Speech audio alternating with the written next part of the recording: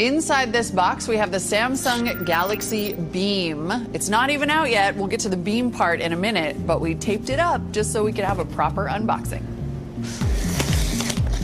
May I remind you once again that knives always work better than scissors for opening boxes? Okay. Alrighty. Paper, and here we go. Galaxy Beam. Light up and share. Let's have a look inside our box here. One thing you will note right off the bat is the bumblebee motif with the yellow all around the edges. This phone's also pretty big and heavy. There are some good reasons for that, but you should sort of be prepared for at least the thickness and the bulk. All right, let's run through some specs. The Galaxy Beam has a 1 gigahertz dual-core processor and 8 gigs of built-in storage. It has a 4-inch Super AMOLED display, a 5-megapixel camera with a flash, and a 1.3 megapixel front-facing camera. It ships with, I am sorry to say, Android Gingerbread. It does have a bigger battery, 2,000 milliamps, to help with that projection, although it's not as good as the Razer Max, which has a 3,300 milliamp battery. It also has a micro SD card slot, which is expandable up to 32 gigs. Now, right about now, you're probably thinking, why would I buy that phone? I mean, it doesn't even ship with ice cream sandwich, and let's be honest, those specs are kind of middling. Plus, the Samsung Galaxy S3 is out. Okay, well, here's the hook on this one.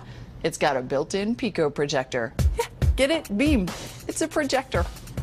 The projector bulb puts out a brightness of 15 lumens. It creates an NHD image with a resolution of 640 by 360, and the image can be up to 50 inches. It has various apps to control projection and playback, and something called ambiance mode, which lets you play any song or still image for a specific duration.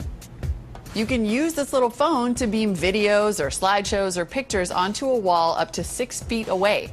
I'm surprisingly excited about this, or at least I was, until I watched Samsung's collection of heartwarming videos showing you all the possibilities.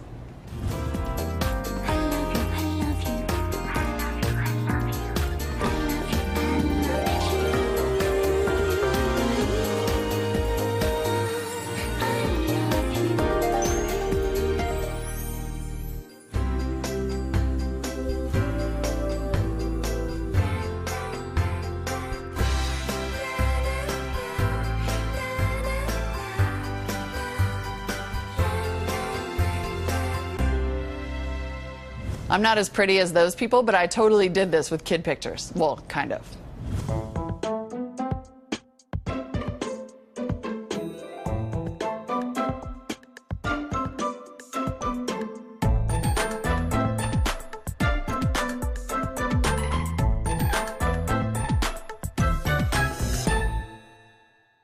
Whatever, jerk. So my video's not as heartwarming as Samsung's videos, which, by the way, were not very heartwarming at all. Like, you're not really pulling off the Apple FaceTime thing, and the music is annoying, and all I can think about is how all those kids are too young to have kids, and I don't know, that's not working. But the beaming might be surprisingly cool.